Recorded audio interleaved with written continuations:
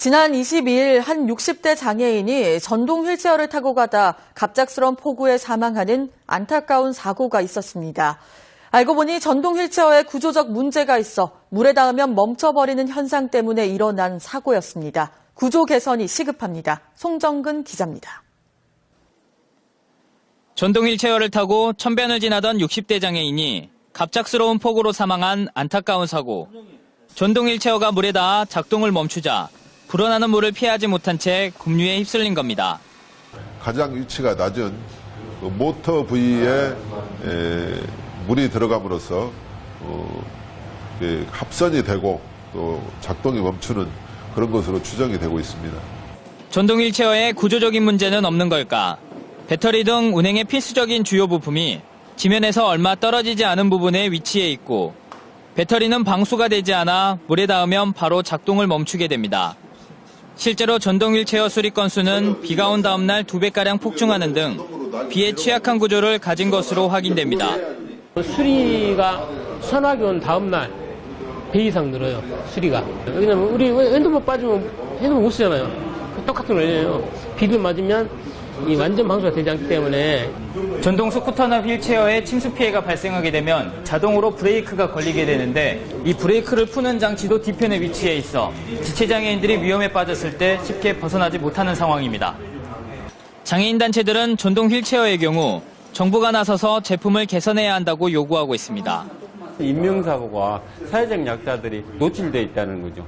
그래서 기계적인 이 부분도 더욱 연구를 해서 좀 발전시켜야 되지 않겠냐. 전동 휠체어를 이용하는 광주 전남 천여 명의 장애인과 노인들이 비 오는 날만 되면 위태로운 운행을 계속하고 있습니다. MBC 뉴스 송정근입니다.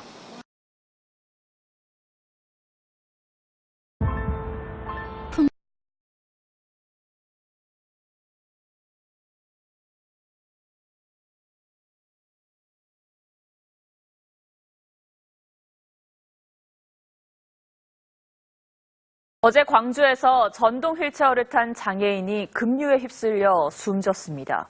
이 물은 겨우 발목 정도 높이였는데 물만 닿으면 휠체어 시동이 꺼지는 바람에 빠져나오지 못한 겁니다. 생명까지 위협하는 전동 휠체어 문제, 박건우 기자가 취재했습니다. 하천이 급류에 불어나 진흙탕처럼 변했습니다. 숲을 사이로 구조대원들이 시신 한 구를 들고 나옵니다. 어제 오전 10시 54분쯤 광주시 천변에서 66살 문모 씨가 물에 빠져 숨졌습니다. 장애인인 문 씨는 전동 휠체어를 타고 있었습니다. 발목 정도 물이 차자 움직이지 못하게 됐고 물이 불어나자 빠져나오지 못하고 변을 당했습니다. 모터 속으로 물이 들어가 보니까 휠체어가 안 움직여 본 거예요. 하고 온 그 사이에 쓸고 가버렸죠. 휠체어 배터리는 지면과 10cm가량만 떨어져 있어 적은 비에도 취약합니다. 전동 휠체어는 물이 들어가면 자동으로 시동이 꺼집니다. 뒤쪽 스위치를 조정하면 이동이 가능하지만 혼자서는 할 수 없습니다. 장애인 단체는 전동 휠체어의 방수 기능을 강화해야 한다고 강조합니다. 바퀴 폭을 좀 키워서 높이는 방법, 그다음에 모터를 중간에 기어를 좀 더 추가해서 모터 장착 위치 자체를 높이는 방법, 이런 것들이 좀 돼야. 전국의 전동 휠체어와 전동 스쿠터 사용자는 10,000명 이상으로 추산되고 있습니다. TV조선 박건우입니다.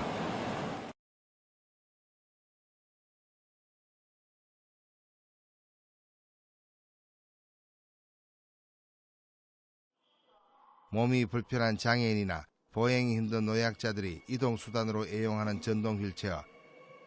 하지만 더 안전해야 할 이들 전동 보장구 사고가 끊이지 않고 있습니다. 전동 휠체어 사고로 출동한 사례를 보면 도로에 턱이나 장애물에 걸려 일어난 사고가 가장 많은 편이고 보행로에 무분별하게 서 있는 입간판 같은 외부 장애물과의 충돌 사고도 많이 발생하고 있습니다. 또 전동 휠체어를 너무 고속으로 운행한 나머지 정지를 제대로 못해 사고가 발생하거나 전동 휠체어를 몰고 차도를 달리다가 큰 차량과 충돌하는 위험한 사례도 있고 심지어는 전동 휠체어를 몰고 보행로를 이동하다가 다른 보행자와 충돌하는 사고도 빈번하게 발생하고 있습니다. 한국소비자원 조사에 의하면 전동 휠체어 이용자 10명 중 4명꼴로 사고를 경험했고 보행로 이용 시보다 차도나 자전거 도로 이용 시 사고가 더 많이 난 것으로 집계됐습니다. 전동 휠체어는 원칙적으로 사람들이 다니는 보도로 다녀야 하는데 조사 결과 보도 외 도로를 이용하는 경우도 많았는데요. 그 이유에 대해서 물어본 결과 노면이 더 안정적이어서 라는 대답이 제일 많았고 그 다음 이유로는 장애물이 적어서 덜 혼잡해서 등이 있었습니다. 보도를 이용하는 경우 입간판 등 장애물이 많아 전동 휠체어가 지나가기 쉽지 않고 전동 휠체어에 대한 속도 제한 규정도 없기 때문에 전동 휠체어 이용자 본인은 물론 다른 보행자들까지 사고에 노출되어 있습니다. 보행자 도로가 좁고 불편하다는 이유로 자동차 도로로 나서는 경우가 많은데 매우 위험합니다. 또 전동 휠체어를 몰고 보행자 도로를 달릴 때에도 정속 운전을 하셔야 시설물이나 다른 보행자와의 충돌 사고를 예방할 수 있습니다. 실제로 다른 보행자들이 상당히 빠르다고 느낄 정도로 가속으로 달려가는 전동 휠체어도 많이 있고 이런 전동 휠체어 가속 운전은 추돌 충돌 사고는 물론 전복 사고 위험이 높기 때문입니다. 장애자나 노약자들의 이동수단인 전동 휠체어는 사고 시 더 치명적일 수 있습니다. 자동차도 전동 휠체어도 과속은 사고를 부릅니다. TBS 손원일입니다. 지체 장애인들에겐 버스만 불편한 게 아닙니다. 전동 휠체어는 이들의 발이나 다름없는데요. 고장은 잦은데 고칠 곳이 마땅치 않고 수리 비용도 만만치 않아 불편이 크다고 합니다. 계속해서 유진희 기자가 보도합니다. 전동 휠체어를 타고 외출에 나선 2급 지체장애인 강상훈 씨. 도로가 울퉁불퉁하고 인도턱이 높아 고장이 잦습니다. 그런데 수리하기가 쉽지 않습니다. 수리하는 데다 지원을 받으면 우리가 그 사람들이 시간이 안 맞아서 저희하고요. 2, 3일도 걸리고 또 그런 경우가 많이 있어요. 판매업체는 영세에 지방에 수리센터가 아예 없고 비영리 단체가 운영하는 수리센터는 일손이 너무 모자랍니다. 하루에 요청 건수가 한 10건에서 20건 정도 됩니다. 그래서 사실 처리할 수 있는 능력도 안 되고요. 3, 4, 5, 6급 같은 경우에는 지원 체제가 안 돼 있어서 많게는 수십만 원씩 들어가는 수리비도 부담입니다. 자치단체가 지원을 하고 있지만 시군별로 예산 차이가 커 혜택을 못 받는 장애인들이 많습니다. 비용 관계도 그렇고 부속 관계도 그러고 뭐 비싸고 못 나간다는 그 어떤 압박감 때문에 굉장히 괴롭죠. 실제 전북 지역에서 전동 휠체어를 고칠 수 있는 곳은 8곳밖에 없습니다. 수리비를 지원하는 시군도 군산과 순창 두 곳에 불과합니다. 시군에 일임을 해줬습니다. 시군에서 지원할 수 있도록 현재 지도 감독을 하고 있고요. 협조 요청을 지금 하고 있는 실정입니다. 전동 휠체어에 의지해 외출하는 장애인은 전국에 8만 명이 넘지만 이동을 가로막는 벽은 아직도 높습니다. KBS 뉴스 유진입니다. 지난 2010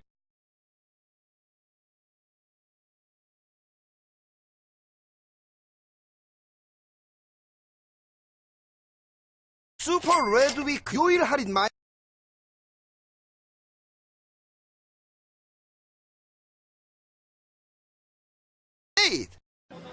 1급 중증 장애인이 제주 해안 281km를 하루 만에 완주하는 도전을 하고 있습니다. 입으로 전동 휠체어를 조정해가며 조금도 쉬지 않고 가야 하는 건데요. 어려운 상황 속에서 최선을 다하는 모습만으로도 많은 사람에게 용기를 주고 있습니다. 고성식 기자가 전해드립니다. 중증 장애인인 최창현 씨가 전동 휠체어를 타고 제주 해안도로를 달립니다. 입으로는 조종기 연결관을 꽉 물어 조종하며 목표를 향해 묵묵히 나갑니다.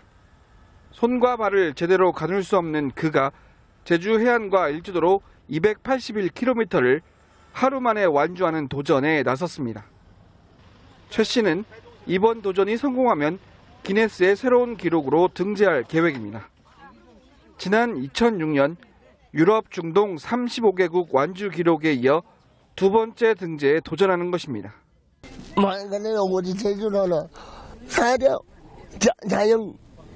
자연 공간으로는 유네스코에도 지정이 되었고 또 제가 이번에 도전하니 또 세계 기네스북에 도전이니까 의미가 깊으다고 생각합니다. 최대 시속 13km로 달리는 전동 휠체어로는 건전지를 교체하는 시간 외에 쉬거나 잠을 자지 않고 계속 이동해야만 합니다. 평상시에도 몸이 좋지 않은 그에겐 벅찬 일이기만 합니다. 먼저 최선을 다하는 게 우선이라고 생각해요. 뭐 성공이라는 그 목적이 아니고 말 그대로 최선을 다하는 게 더 중요한 게 아닌가 하는 생각입니다. 연합뉴스 고성식입니다.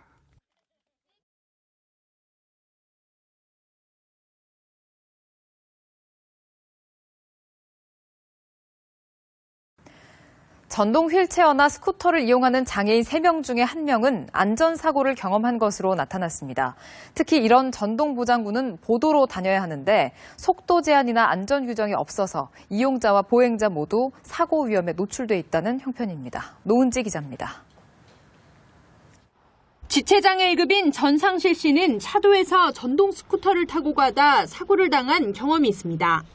보도의 폭이 좁거나 혼잡하면 어쩔 수 없이 차도로 내려갈 수밖에 없기 때문입니다. 발을 밟을 경우도 있고요. 앞서가는 분의 뒤꿈치를 좀 건드릴 때도 종종 있어요. 장애인들이 이렇게 사고를 낸다 해서 뭐 그렇게 크게 뭐 도움되는 방법이 없으니까 저희가 비켜가는 수밖에 없는 거죠. 전동 휠체어나 스쿠터를 이용하는 장애인 3명 중 1명이 안전사고를 경험했는데 차도나 자전거 전용 도로에서의 사고 경험률이 14.7%포인트 더 높았습니다. 그럼에도 차도를 이용하는 이유는 노면이 더 안정적이고 장애물이 적기 때문이라고 답해 보도환경 개선이 시급했습니다. 하지만 보도를 이용한다고 해 사고 위험에서 자유롭진 않았습니다. 속도 제한이나 안전 관련 규칙이 없기 때문에 그 전동 보장구 이용자는 물론 보행자까지도 사고 위험에 노출되어 있다고 볼 수 있습니다. 또 사고가 났을 때 보장구 파손이나 부상 관련 보상책이 없어 안전규정 마련과 함께 보험 도입이 시급한 것으로 나타났습니다. 연합뉴스 TV 노은지입니다.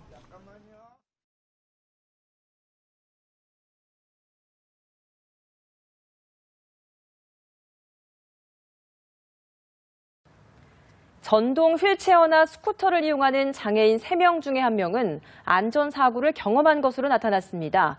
특히 이런 전동 보장구는 보도로 다녀야 하는데 속도 제한이나 안전 규정이 없어 이용자와 보행자 모두 사고 위험에 노출돼 있는 상황입니다. 노은지 기자입니다. 지체장애 1급인 전상실 씨는 차도에서 전동 스쿠터를 타고 가다 사고를 당한 경험이 있습니다. 보도의 폭이 좁거나 혼잡하면 어쩔 수 없이 차도로 내려갈 수밖에 없기 때문입니다. 발을 밟을 경우도 있고요. 앞서가는 분의 뒤꿈치를 좀 건드릴 때도 종종 있어요. 장애인들이 이렇게 사고를 낸다 해서 뭐 그렇게 크게 뭐 도움되는 방법이 없으니까 저희가 비켜가는 수밖에 없는 거죠. 전동 휠체어나 스쿠터를 이용하는 장애인 3명 중 1명이 안전사고를 경험했는데 차도나 자전거 전용 도로에서의 사고 경험률이 14.7%포인트 더 높았습니다. 그럼에도 차도를 이용하는 이유는 노면이 더 안정적이고 장애물이 적기 때문이라고 답해 보도환경 개선이 시급했습니다. 하지만 보도를 이용한다고 해 사고 위험에서 자유롭진 않았습니다. 속도 제한이나 안전 관련 규칙이 없기 때문에 그 전동 보장구 이용자는 물론 보행자까지도 사고 위험에 노출되어 있다고 볼 수 있습니다. 또 사고가 났을 때 보장구 파손이나 부상 관련 보상책이 없어 안전규정 마련과 함께 보험 도입이 시급한 것으로 나타났습니다. 연합뉴스 TV 노은지입니다. 교통사고로 한쪽 다리를 잃은 장애인이 평생 모은 돈을 자신이 고용한 일꾼에게 도난당했습니다. 범인은 신고를 하지 못하게 하려고 피해자의 자동차 열쇠와 휴대전화까지 내다버렸다고 합니다. 얼마나 억울하고 원통했으면 전동 휠체어를 1km나 끌고 와서 울먹이면서 도움을 청했습니다. 이승배 기자가 전합니다. 한 남성이 연겁 후 담배를 피우며 눈치를 살핍니다. 드라이버로 나무 창살을 부수더니 방 안에 있던 비닐봉지를 잽싸게 꺼내 달아납니다. 수표와 현금 8천만 원이 들어있었습니다. 교통사고로 한쪽 다리를 잃은 65살 나모 씨가 소를 키우며 평생을 모은 돈이었습니다. 일 끝내고 나와서 먹게. 아니 문이 완전히 작살나붙더라고. 그래서 그때 문이 부서져버린 순간에 여해가 없어져 버렸어요. 붙잡고 보니 범인은 일당을 받고 나 씨의 일을 돕던 48살 우모 씨였습니다. 술 취한 상태에서는 그날 저녁에 이상하게 눈이 막 뒤집어지려고 훔치자 이런 생각이 막 들어버리더라고요. 주인이 1,000원짜리 한 장도 은행에 안 맡기고 자물쇠를 채워 방 안에 보관하는 사실을 알고 도둑질한 겁니다. 이 신고를 못하게 하도록 자동차 열쇠에다가 휴대전화까지 훔쳐서 집 근처에 있는 수풀에다가 내다 버렸습니다. 전 재산을 도난당한 나 씨는 얼마나 화가 나고 원통했는지 전동 휠체어를 1km나 끌고 와서 주유소 직원에게 도움을 청했습니다. 어떻게 간지를 몰랐어, 내가. 그래서 거기 가서 내가 울면서 악을 쓰고 울면서 하니까 그 주유소 직원들이 신고를 해줬어요. 나 씨가 비록 몸은 불편한 영세민이지만 이 번듯한 아파트에서 생을 마감하고 싶다는 생각 하나로 악착같이 모은 돈이었기 때문입니다. 그 영세민으로 사는 게 한이 돼가지고 좋은 아파트에서 죽어나가는 게 자기 소원이었기 때문에 이렇게 돈을 누구도 못 믿고 은행이나 주변 가족, 지인들 아무도 못 믿고 우 씨는 수표를 뺀 현금 5천만 원 가운데 술값으로 겨우 26만 원만 쓰고 하루 만에 경찰에 붙잡혔습니다.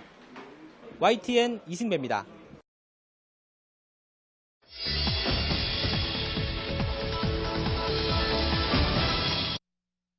이 복잡한 차도에서 아슬아슬하게 달리는 장애인 전동 휠체어 보면은 저러다가 사고 나지 걱정이 되는데요. 실제로 이 자동차에 부딪히는 등 사고가 많이 납니다. 왜 전동 휠체어들이 차도로 내몰리고 있는 걸까요? 이동경 기자가 현장 취재했습니다. 서울의 한 이면도로 전동 휠체어가 고장나 멈춰섰고 차들이 휠체어 바로 옆을 지나갑니다. 위험한 상황이 30분간 계속되면서 경찰이 출동했지만 100kg이 넘는 휠체어 무게 때문에 쉽게 옮기지 못하고 결국 경찰차에 밧줄로 묶어 끌고 갑니다. 전동 휠체어 고장이 났다. 우리 집까지 좀 끌어다 달라라고. 부산 사상구의 도로. 우회전하던 차가 차도를 달리던 전동 휠체어를 미처 피하지 못하고 들이받고 맙니다. 또 전동 휠체어가 화물차 옆에서 아슬아슬 고개 운전을 하는 모습이 인터넷에 올라오기도 했습니다. 전동 휠체어는 보행자로 규정돼 인도로만 다니도록 돼 있지만 장애인들은 대부분 차도를 이용합니다. 왜 그런지 인도로 나가봤습니다. 울퉁불퉁한 길이 이어지더니 턱에 걸리는가 하면 곳곳에 장애물이 나타나 앞을 가로막습니다. 차도로 가야죠. 인도가 아니라.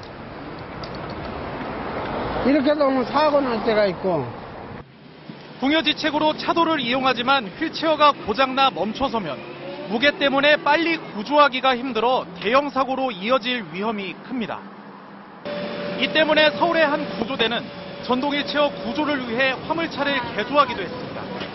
출동을 나가도 이게 전동 휠체어를 실을 수가 없어서 이송을 해드릴 수가 없었습니다. 전동 휠체어를 이용하는 장애인은 전국에 6만 8천 명. 2차 사고를 막기 위한 대책 마련이 시급합니다. MBC 뉴스 이동경입니다. 네, 요즘 도로나 인도를 달리는 전동 휠체어 자주 눈에 띕니다. 장애인과 노인들이 주로 타는데 보급 대수가 크게 늘면서 작동 부주의로 인한 사고가 끊이지 않고 있습니다. 안전 사각지대 전동 휠체어 박명선 기자가 취재했습니다. 아파트 엘리베이터에서 전동 휠체어를 들어올리는 작업이 한창입니다. 76살 A씨를 태운 전동 휠체어가 아파트 20층에서 추락한 것은 어제 오전 7시쯤입니다. 전동 휠체어가 엘리베이터 문에 정면으로 부딪히면서 A씨는 50m 높이에서 추락해 결국 숨졌습니다. 20층에서 70대 그 노인분이 전동 휠체어와 같이 추락한 그런 사고였습니다. A씨는 불과 한 달 전 전동 휠체어를 구입했고 작동 부주의가 사고 원인으로 보입니다. 아마 왔다 갔다 이제 이렇게 전후 좌우로 이렇게 좀 조작해서 이제 하는 과정에서 엘리베이터 그 이제 출입문을 이제 충격하게 됐죠. 지난 5월에도 전동 휠체어를 탄 30대 장애인이 엘리베이터 문틈에 끼어 부상을 입었습니다. 이처럼 최근 장애인과 노인들이 전동 휠체어를 사용하던 도중 추락하는 사고가 속출하고 있습니다. 하지만 전동 휠체어 사용법에 대한 체계적인 프로그램이나 전용 교육시설은 어디에서도 찾아볼 수가 없습니다. 결국 사용자가 설명서를 보고 주먹구구식으로 조작법을 익힐 수밖에 없는 것입니다. 전동 휠체어와 전동 스쿠터가 약 10만 대 정도 보급이 됐는데도 불구하고 이분들이 안전하게 조종하고 또 이동할 수 있는 체험장이나 또는 교육장이 없는 것이 문제라는 것이죠. 전국의 전동 휠체어 보급 대수는 무려 10만여 대. 하지만 관련 교육이나 시설은 턱없이 부족해 안전 사각지대로 방치돼 있습니다. KNN 박명선입니다.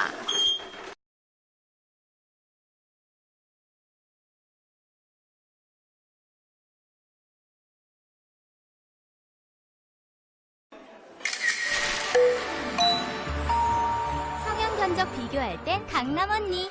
길을 가다 보면 몸이 불편한 장애인이나 노약자들이 전동차를 직접 운전하고 다니는 모습 쉽게 볼 수 있습니다. 그런데 끊임없이 위험에 노출되고 있고 실제로 상당수가 사고를 경험한 것으로 나타났습니다. 시설과 제도 보완도 시급하지만 스스로 안전을 지키기 위한 노력도 필요합니다. 이강진 기자입니다. 복지시설에서 일하는 이 50대 여성은 장애인들의 편의시설을 점검하는 역할을 맡고 있습니다. 전동 휠체어를 타고 밖에 나가는 일이 많은데 아찔한 사고를 당한 적도 있습니다. 우회전하는 동시에 뒤 차량이 같이 우회전하면서 저의 왼쪽 부분을 부딪혔죠. 그래서 저도 한 며칠간 병원에 입원해 있었고. 이렇게 전동 휠체어를 타는 장애인과 보호자 287명을 조사해봤더니 102명, 35%가 사고를 당한 적이 있었습니다. 유형도 다양했습니다. 턱에 걸려 넘어지거나 장애물에 부딪히는 건 물론 자동차나 걸어다니는 사람과 충돌하는 사고도 꽤 일어났습니다. 전동 휠체어는 보행자 통로로 다니게 돼 있습니다. 하지만 이렇게 좁고 불편하기 때문에 자동차 도로로 나서는 경우가 많은데 그만큼 사고의 위험도 높아지게 됩니다. 전체 사고 가운데 44%는 차도나 자전거 도로에서 일어났습니다. 그렇다고 보행자 도로가 안전한 것도 아닙니다. 특히 사람과 충돌하는 일이 빈번했습니다. 전화하는 것도 아니고 뒤다보고 이것만 누르고 와서 그 분이 가까이 보니까 와서 자기네가 붙인단 말이에요. 그리고 뭐라냐면 이게 왜 차도를 댕기지 인도를 댕기냐. 보행자들 역시 전동 휠체어가 상당히 빠르다고 느끼고 있었습니다. 영국이나 일본은 시속 6km, 독일은 보행자와 같은 속도로 제한을 두고 있지만 우리는 기준조차 없습니다. 보도를 이용할 때 현재 속도 제한이나 안전 관련 규정이 없기 때문에 이용자는 물론 보행자 또한 위험에 노출되어 있다고 볼 수 있습니다.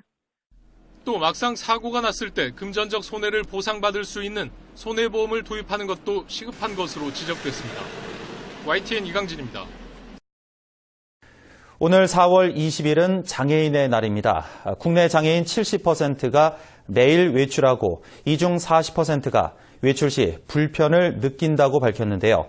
지역의 경우 장애인 이동권은 훨씬 더 취약했습니다. 엄지원 기자의 보도입니다. 지체장애 1급 구인순 씨의 외출에 취재팀이 동행해봤습니다. 집을 나서자 가파른 언덕길과 마주칩니다. 좁은 인도도 문제지만 한 걸음 떼기가 무섭게 움푹 파이고 보도블럭이 뒤틀려 있어 속도를 거의 내지 못합니다. 기다리기를 5분째 차를 피해 가까스로 횡단보도를 건넜지만 이번엔 높은 턱에 막혀 인도로 올라가지 못합니다. 교통약자를 위해 2007년부터 보도턱 높이를 2cm 이하로 정하고 있지만 이를 위반한 겁니다. 올라가기도 고바이, 내려오면 내려온 대로 고바이. 너무 힘드니까 그 눈이 올 때는 정말 엄두를 못 내요. 시민운동장도 마찬가지입니다. 곳곳이 턱과 계단으로 진입이 어렵고 장애인 전용 화장실은 자동문이 아니다 보니 장애인 자력으로 문을 열고 들어갈 수도 나올 수도 없는 황당한 상황이 벌어집니다. 열림 닫힘이 있어서 다 열리는데 여기는 그게 없으니까 너무 불편하고. 장애인들이 자주 이용하는 대형 병원은 더 심각합니다. 장애인 전용 주차장 입구는 대기 중인 택시들로 가로막혀 무용지물인데다 휠체어로 이동하기조차 어렵습니다. 장애인 주차장 상단에 덮인 대형 철제 차단막 사이로 휠체어 바퀴가 빠지기 때문입니다. 환풍구 철제 덮개의 간격이 넓다 보니 이렇듯 사고의 위험이 상존해 있습니다. 지난해 보건복지부 조사에 따르면 장애인의 외출 빈도는 매년 늘어 매일 외출한다는 장애인은 70% 정도. 하지만 장애인들이 이용할 수 있는 저상버스 도입률은 경상북도의 경우 전국 최하위인 5.5% 수준. 이마저도 안동시와 같은 중소도시는 한 대도 없는 실정이라 지역 장애인들의 이동권은 더욱 심각합니다. MBC 뉴스 엄지연입니다.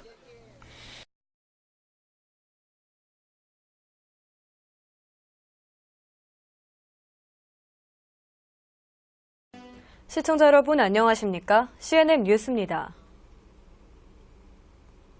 장애인들이 대중교통을 이용하면서 편의시설을 사용하는 건 쉽지 않은 일입니다. 이동 자체가 불편하다면 더욱 어려운데요. 장애인들이 논현역 화장실 이용에 불편을 호소하고 있습니다. 지역배 기자입니다. 지하철 7호선 논현역입니다. 곳곳에 에스컬레이터 같이 시민들이 편리하게 이용할 수 있는 시설이 설치되어 있습니다. 하지만 장애인들에겐 불편한 장소 가운데 하나입니다. 지하철에서 내리면 지하 2층까지 엘리베이터로 이동해 다시 지상까지 한 번 더 갈아타야 하기 때문입니다. 문제는 급한 볼일이 생겼을 때입니다. 화장실이 있는 지하 1층까지 엘리베이터가 없어 리프트를 이용해야만 하는데 이렇게 이동하는 데만 좋게 20분 정도는 걸립니다. 위험하기까지 합니다. 그 가까운 화장실을 못 가고 불편한 리프트를 타야 되는데 리프트도 고장날 때도 있고 올라가기가 힘들어서 장애인의 화장실 갈 권리 찾기 측면에서 지하 1층을 지나도록 엘리베이터에 출입구를 신설하거나 지하 2층에 화장실을 설치해 줄 것을 요청한 지 1년. 도시철도공사는 예산 부족 등을 이유로 차일피일 미루고 있습니다. 최근 공사 관계자들의 점검이 한 차례 이루어진 게 전부. 취재가 시작되자 개선 방안을 검토하겠다는 입장을 밝혔습니다. 그 담당자 얘기가 저희가 지하 2층에 간이 화장실 설치하는 거를 검토하고 있대요. 그래서 오늘 그 토목처 직원이랑 이제 다른 부서 직원이랑 해서 오늘 현장 확인을 할 예정이라고 그렇게 얘기하더라고요. 중증 장애인 단체는 이달 중순께 열리는 서울 정책 박람회에서 교통약자의 이동권과 시설 개선을 촉구할 계획입니다. CNN 뉴스 지역부입니다. 장애인들의 필수품으로 자리 잡은 전동 휠체어나 전동 스쿠터. 그러나 정작 장애인 화장실에서는 사용이 쉽지 않다는 사실 알고 계십니까? 과거 수동 휠체어 규격에 맞춰 정해진 장애인 화장실 면적 기준이 전동 휠체어의 크기를 따라가지 못해 벌어지는 일이라는데요. 자세한 사연 안윤학 기자가 취재했습니다. 전동 휠체어를 타고 장애인 화장실을 이용해봤습니다. 문을 열고 들어가는 데엔 성공했지만 공간이 협소하다 보니 휠체어 방향 돌리기가 쉽지 않습니다. 문을 닫거나 변기에 앉기 위해 휠체어를 이동시켜야 하지만 적잖이 애를 먹습니다. 장애인 화장실 공간이 전동 휠체어 크기에 맞지 않는 건 현실에 맞지 않은 법 기준 탓이 큽니다. 수동 휠체어 크기에 맞춰 폭 1.4m를 최소 기준으로 정한 10년 전 시행규칙이 아직 적용되고 있는 겁니다. 전동 휠체어나 전동 스쿠터의 활동 반경은 이보다 큰 1.8m에 달해 화장실 폭이 넉넉하게 2m는 돼야 합니다. 장애인용 승강기나 경사로에는 건폐율이나 용적률이 적용이 되지 않고 있습니다. 유독 장애인용 화장실은 예외입니다. 앞으로 장애인용 화장실에 대한 인센티브를 줘서 넓고 자유롭게 쓸 수 있도록. 전동 휠체어나 전동 스쿠터를 이용하는 장애인은 지난 2014년 기준 11만 2천 명, 필요하다고 응답한 수도 26만 명에 이릅니다. 또 정부의 복지 확대 방침에 따라 건강보험공단이 해마다 1만 명에 가까운 장애인에게 전동 휠체어나 전동 스쿠터를 무상 제공하고 있습니다. 하지만 과거에 머물고 있는 법 기준, 현실을 따라잡지 못하는 탁상 행정 탓에 장애인들의 불편이 계속되고 있습니다. YTN 안윤학입니다.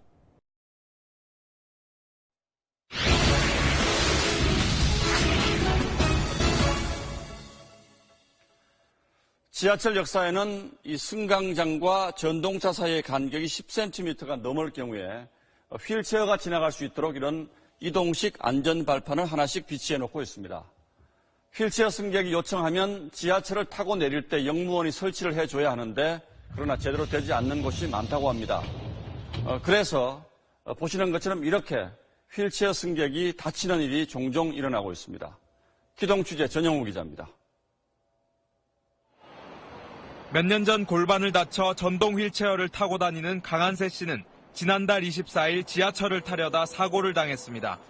휠체어가 붕 떴다가 바퀴가 승강장하고 열차 사이 폭에 틈 사이에 빠져가지고 강 씨는 스크린 도어가 닫히면서 가방이 찢어지는 등 충격을 입었습니다. 주변에 있던 시민들이 휠체어를 겨우 빼냈지만 현장에 역무원은 없었습니다. 무섭죠. 그러다 보니까 뭔가 꼭 필요한 일 아니면 외출을 안 하게 되고. 이처럼 곡선 구간에는 지하철과 승강장 사이의 넓이가 10cm보다 훨씬 넓어 사고의 위험이 있습니다.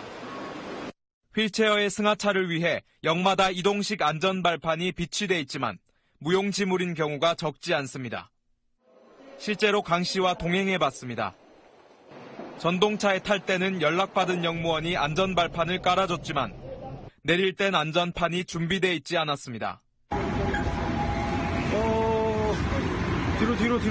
뒤로. 다른 분석의 업무를 하다 보면 그 업무가 좀 줄어가지고 사회 공무원들에게. 지하철과 승강장 사이에 승객이 빠지는 사고가 잦자 서울시는 올해부터 우선 49개 역에 자동 안전 발판을 설치한다는 계획을 세웠습니다. 하지만 안전성이 검증되지 않았다는 감사원 지적에 따라 계획이 보류된 상태입니다. SBS 전영우입니다.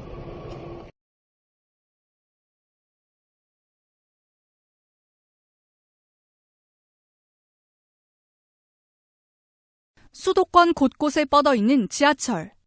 많은 시민들에게 편리한 교통수단이지만 휠체어를 타는 장애인들에게는 아직도 이동에 많은 불편이 있습니다. 한 장애인 단체에서는 실제로 장애인과 비장애인의 지하철 이동 시간을 비교하기 위한 실험을 했습니다. 오후 3시 45분, 장애인과 비장애인이 동시에 광화문역을 출발했습니다. 목적지는 해화역입니다. 비장애인은 이미 눈앞에서 사라졌지만 장애인 정 씨는 지하철 승강장까지 내려가기 위해 리프트를 기다려야 합니다. 첫 번째 리프트를 타고 내려오는데 벌써 5분이 지체되고 또 두 번째 리프트를 타야 합니다.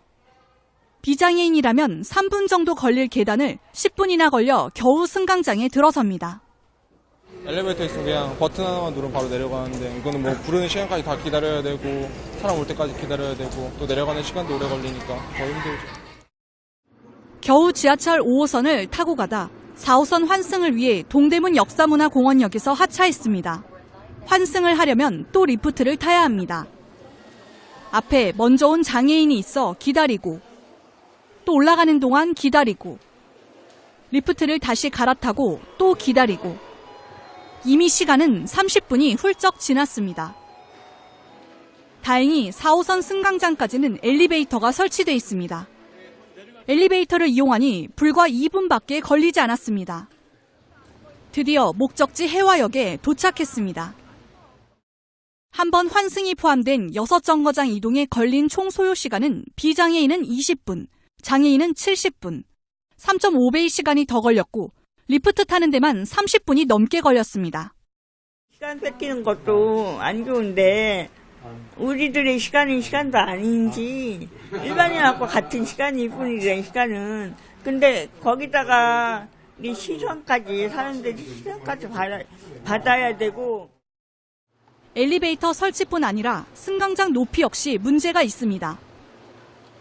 승강장 높이가 지하철보다 낮아 전동 휠체어 바퀴가 걸려 지하철을 타는데 아찔한 모습을 볼 수 있습니다. 이런 연유로 사고도 종종 발생합니다. 지하철이 비장애인과 장애인 모두가 편리하게 사용할 수 있는 교통수단으로 거듭나기 위해서는 아직도 갈 길이 멀어 보입니다.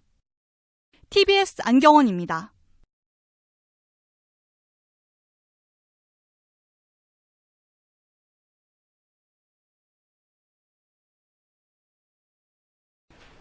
교통약자들을 위해 차체가 낮게 설계된 저상버스. 전남의 보급률은 전국 최하위권입니다. 그런데 정작 있는 저상버스도 실제로 이용하는 장애인들이 많지 않습니다. 왜일까요? 김진선 기자입니다. 지체장애 4급으로 전동 휠체어를 타는 이모 씨. 버스 승강장 진입부터 난관입니다. 좁은 인도와 승강장 기둥 사이를 넘어지지 않고 지나려면 늘 긴장합니다.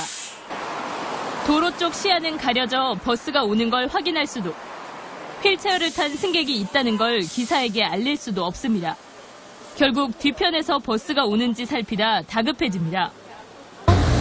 잠깐만요. 죄송합니다. 잠깐만요. 다른 버스를 타보기로 했습니다.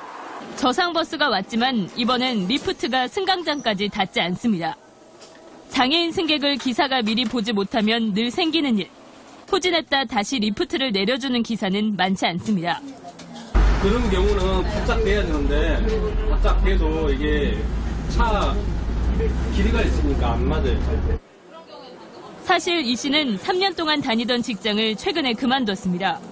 사람들에게 피해를 줄까 봐 출근 2시간 전에 집을 나섰지만 상황은 녹록지 않았습니다. 기사님들도 더 바쁘겠죠. 그러면 단차 타고 가시라고 그러고 쟤도 불편하고 다른 사람들도 불편하고 그러니까.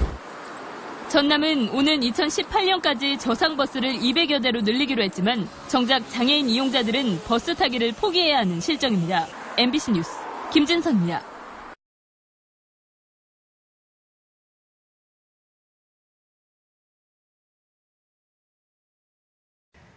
휠체어를 이용하는 장애인들은 명절에도 고향에 가기 어렵습니다. 시외 고속버스 중에는 저상버스가 한 대도 없기 때문인데요. 국가를 상대로 장애인의 이동권 보장을 요구하는 소송이 다시 진행되고 있습니다. 이소영 기자입니다. 매해 명절이면 장애인들은 고속버스 터미널에서 버스 탑승을 시도하며 외로운 싸움을 벌입니다. 시외 고속버스 중에는 휠체어를 타고 탑승할 수 있는 차량이 한 대도 없기 때문입니다. 관련 법에 따르면 장애인이나 노약자 등도 모든 교통수단과 여객시설을 이용할 수 있어야 하지만 제대로 지켜지지 않고 있는 것. 장애인 단체 등은 지난해부터 정부 교통정책 수립 시 저상버스 도입 계획을 반드시 포함시킬 것을 요구하는 소송을 진행하고 있습니다. 일반 버스나 이런 거는 휠체어로 일단 접근이 불가능하잖아요. 법으로는 만들어져 있는데 실제 고속버스는 없어요. 그래서 이런 부분들이 빨리 국가적으로 도입이 되어야 되고. 운수업체들은 이런 버스들은 기존 차량보다 제작비가 3배 이상 비싼 데다 대기 시간이 오래 걸리고 사고의 위험도 있다며 주저하는 상황. 결국 장애인 단체가 정부의 정책적 재정적 지원을 요구하는 소송을 냈는데 국토부 등이 사법부가 정책 수립에까지 관여할 수 없다고 맞서며 1심에서는 수용되지 않았습니다. 원고들은 사법부의 재판단을 요구하며 항소를 제기했습니다. 단순히 교통사업자들만의 문제가 아니고 교통행정기관이 나서서 문제를 풀어야 한다고 생각하고 있고요. 고등법원에서 일정한 성과가 있기를 기대하고 있습니다. 교통약자의 이동권 보장에 대한 국가의 책임을 묻는 이번 소송은 이르면 내년 초 선고가 있을 전망입니다. 연합뉴스 TV 이소영입니다.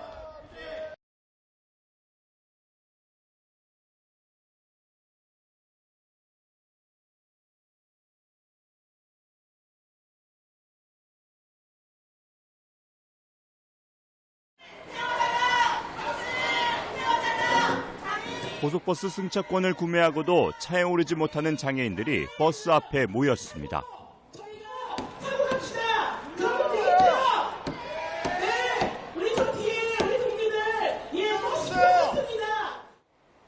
관광버스까지 투입해 설을 맞아 특별 수송을 하고 있지만 장애인이 이용 단 한 대도 없기 때문입니다.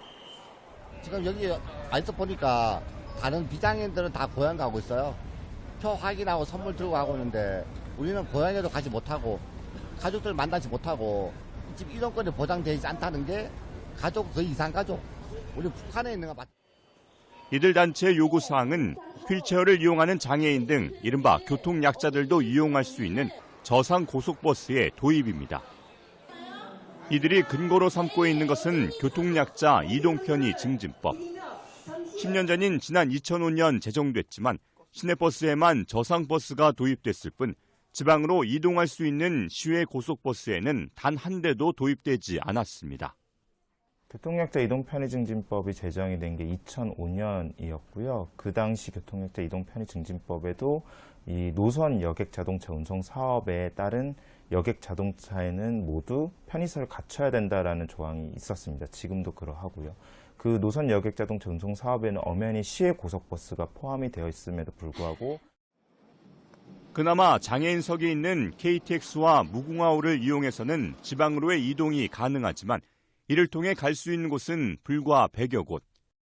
시외 고속버스를 통해 이동할 수 있는 곳이 700곳에 가까운 것과는 상당히 비교되는 것입니다.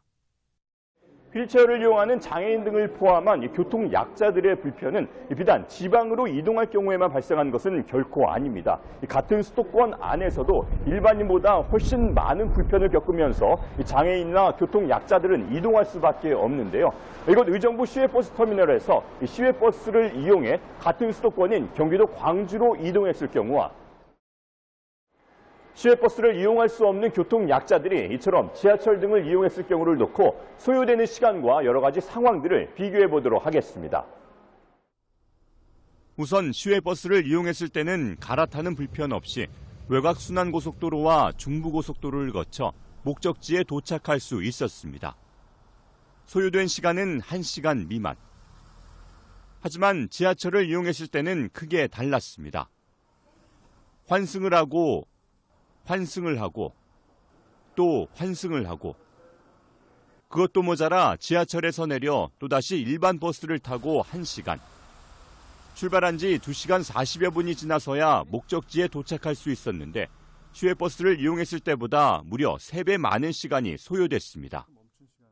이런 상황에서 장애인 단체 등은 시외버스와 고속버스 등의 보조시설이 갖춰질 수 있도록 해달라며 국토부와 버스회사 등을 상대로 소송을 낸 상태. 단계적으로 이런 시외버스와 고속버스에서 저상버스 또는 휠체어 리프트를 장착한 버스를 이제 도입할 수 있도록 우선 기술 표준이랄지 안전 기준을 수립하고 그리고 행정계획에 그런 내용들을 단계적 도입 방안을 반영하라. 이런 이제 요구를 하고 있고요. 이에 따라 국토부는 지난해 한국교통연구원에 연구 용역을 의뢰했고 시범 사업 추진에 대한 의견을 제시했습니다. 시범 사업을 통해서 어느 정도 사람들이 그 휠체어를 장착한 버스를 이용하는지를 보고 판단을 해보고요. 그런 다음에 그거를 활성화시킬 것이냐. 휠체어를 실을 수 있는 휠체어 리프트를 설치하는 데 드는 비용은 적게는 2천만 원에서 많게는 4천만 원 선. 국토부는 한 대에 4천만 원씩 40대의 버스에 휠체어 리프트를 설치해 시범 운행을 해보려 했지만 무산됐습니다. 기획재정부에서 예산 16억 원 전액을 삭감했기 때문입니다. 그 이후에 어떤 문제가 있는지 그런 거를 다 모니터링 해가지고 각 항목별로 저희들이 대책을 수립하는. 휠체어 리프트 설치에 대해서 시외 고속버스 업계에서는 비용 문제를 떠나 난색을 표합니다. 다른 승객들에게 피해를 줄 수 있다는 게 이들의 변명입니다.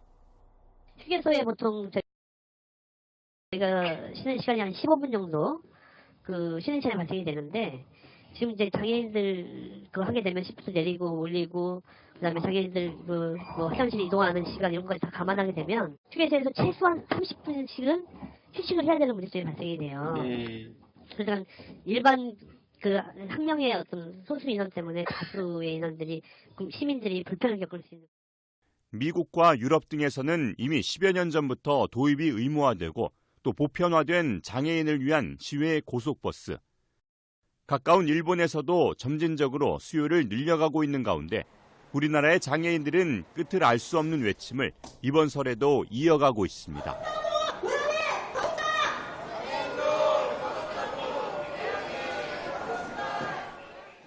TBS 이동규입니다.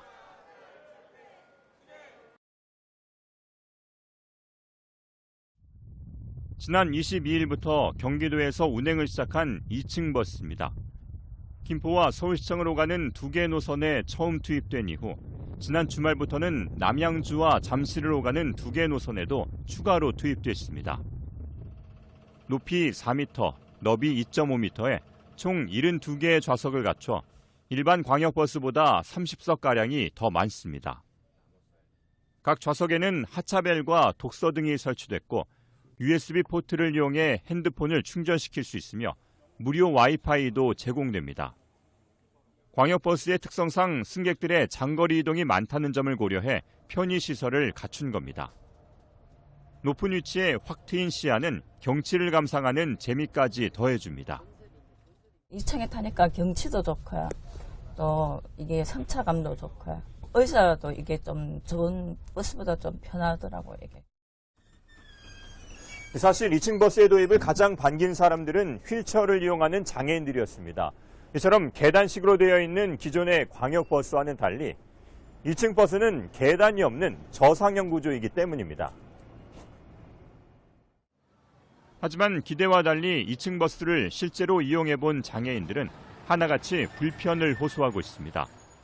장애인석이 비좁아 휠체어의 방향을 반대로 돌려야 승차할 수 있고 곳곳에 부딪히기 일쑤이기 때문입니다.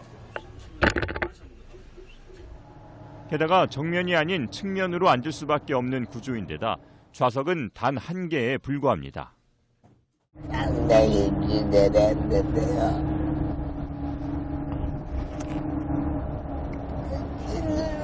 들어요. 위험하고요. 장애인이 이용하는 전동 휠체어의 규격이나 맞지 않게 너무 협소하고 그리고 또 안전에까지도 문제가 생길 수 있는 그런 상황으로 지금. 우리나라에서는 최초로 도입된 2층 광역버스. 기존의 버스에는 없는 편의시설로 일반 승객에 대한 만족도는 높인 반면 장애인 시설에 대한 세심한 부족은 아쉬움으로 남고 있습니다. 한편 경기도는 2층 버스 보급 계획에 따라 올해 안으로 총 5대를 추가 투입한다는 계획입니다. TBS 이동규입니다.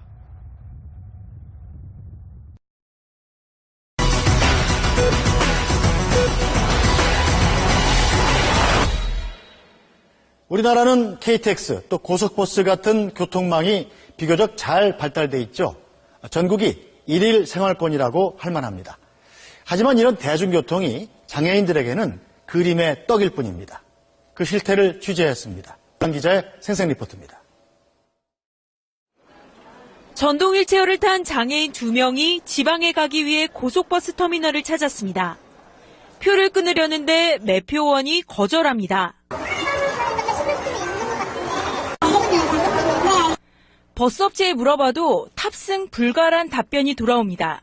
이런 휠체어 말고 저 위치면은 태워드리잖아요. 휠체어를 놓을 공간이 안 되니까. 국내 고속버스 업체 8곳에서 버스 2,000대를 운용하고 있지만 단 한 대에도 장애인석은 없습니다. 지난해 처음으로 고속버스에 장애인석을 만들기 위한 예산안을 복지부가 제출했지만 국회 본회의를 통과하지 못했습니다. 장애인 단체는 지난달 16일 장애인들이 지방에 다닐 수 있는 이동권을 보장해달라며 국가인권위원회에 진정서를 냈습니다. 한 번은 경기도 남양주시를 갔는데 콜택시가 너무 안 잡혀가지고 버스라도 있으면 그거 타고 서울까지 했으면 좋겠다는 생각이 들어요. 그나마 유일한 시외 교통수단이었던 기차도 최근 들어 이용이 까다로워졌습니다. 철도공사가 최근 길이가 1.4m 이상인 전동 스쿠터는 태울 수 없다는 지침을 내렸기 때문입니다. 휠체어는 괜찮지만 이동식 리프트보다 더 큰 전동 스쿠터는 안전상 문제가 생길 수 있다는 이유에서입니다. 그러니까 다른 걸 바꾸라니까 그것도 돈이고 한두 푼 되는 것도 아니고 그래가지고 그냥 참 애로점이 많아요. 그래도 이렇게 다니는데. 비장애인을 위해선 누워할 수 있는 고급형 고속버스까지 도입하기로 했지만 장애인의 이동권은 크게 개선되지 못하고 있습니다. SBS 권란입니다. 명절만 되면 어떻게 고향에 가야지 걱정하는 사람들이 있습니다. 바로 휠체어 탄 장애인들인데요. 휠체어를 타고 고속조차 이용할 수 없다. 김재용 기자가 취재했습니다. 경남 진주가 고향인 김현동 씨. 설 명절을 맞아 터미널을 찾았습니다. 탑승권은 샀지만 고속버스를 탈 수가 없습니다. 휠체어 장애인을 위한 리프트 장치가 없기 때문입니다. 태안 터미널 김 씨와 같은 처지의 장애인들이 모여 버스 타기 퍼포먼스를 했습니다. 부산 장애인 이동권 연대는 2014년부터 매년 추석을 앞두고 버스 타기 퍼포먼스를 해왔는데 올해는 처음으로 설을 앞두고 터미널에 모였습니다. 언제까지 우리가 이렇게 와서 계속 이러고 있어야 됩니까? 이들은 휠체어 장애인이 혼자이므로 고속버스에 탈 수 있도록 차량 내 리프트 설치를 요구하고 있습니다. 국토교통부는 지난해 교통약자를 위한 편의시설 사업에 시범적으로 16억 원의 예산을 투입할 예정이었습니다. 기대와 달리 국회 본회의 최종 예산안에 반영되지 못했습니다. 운수업체는 차량 한 대당 5천만 원에 가까운 리프트 설치 비용 탓에 엄두를 못 내고 있습니다. 오늘 하신 것을 갖다가 간절한 바람이라든가 호소를 저희들이 그 상부에 아주 여과 없이 전달해가지고 조선시대에 좋은 결과 있도록 최대한 노력을 하겠습니다. 명절이 와도 고속버스를 탈 수 없는 부산의 장애인은 모두 10만 명이 넘습니다. 부산 장애인 이동권 연대는 앞으로 매년 명절에 고속버스 탑승 퍼포먼스를 벌일 예정입니다. 연합뉴스 김재웅입니다.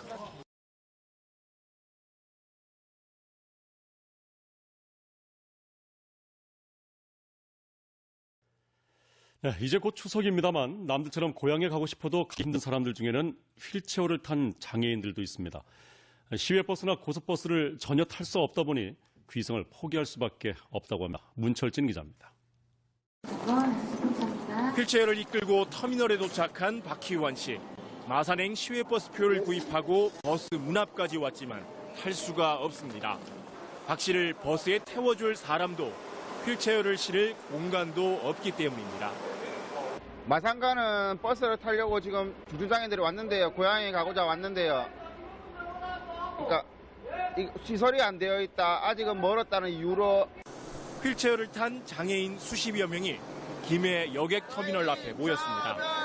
이들은 버스를 타고 고향에 갈 수 있게 해달라며 장애인들이 쉽게 타고 내릴 수 있는 저상버스 도입을 요구했습니다.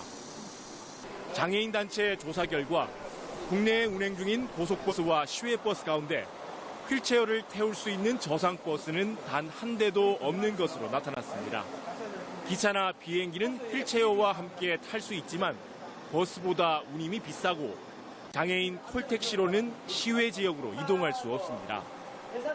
그것이 우리의 생존권이고 우리의 직업을 가질 수 있는 길이고 우리가 학교를 갈 수 있고 우리가 살아남을 수 있는 길이라기 요구하는 것입니다. 흔한 대중교통조차 이용할 수 없는 장애인들의 고향길은 올해도 멀게만 느껴집니다. MBC 뉴스 문철진입니다. 지난 22일 한 60대 장애인이